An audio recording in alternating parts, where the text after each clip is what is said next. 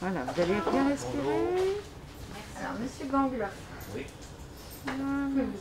Le prélèvement nasal ne dure que quelques secondes, mais cela suffit pour déterminer si vous êtes porteur du virus.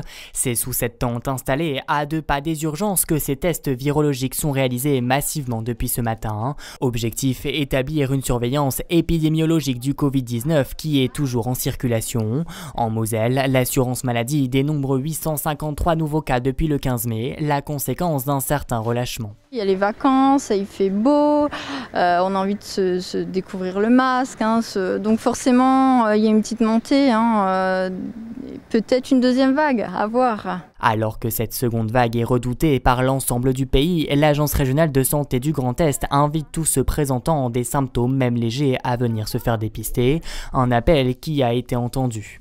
Mon père qui voulait prendre cette initiative par lui-même et puis par le coup je me suis dit bah allez hop on va faire d'une pierre deux coups et donc pour ma sécurité et la sienne et celle de mon entourage. Je suis un petit peu, depuis longtemps, un petit peu enrhumée, un petit peu des petites choses comme ça. Et il y a des petits-enfants qui sont arrivés de Paris, d'Alsace et tout ça. Donc on va faire un peu attention. Depuis le mois de mars, j'avais de la toux et des maux de tête. Et là, je me suis dit, je vais voir au cas où. Vu mes antécédents, je dis, je préfère quand même venir voir. Et puis, comme c'est proposé, effectivement, alors je me suis dit, bon, bah vas-y.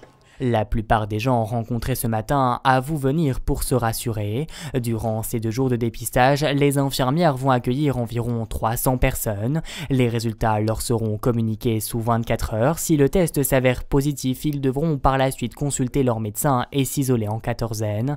Face à la recrudescence de l'épidémie, le gouvernement envisage de nouvelles mesures pour endiguer la propagation du virus.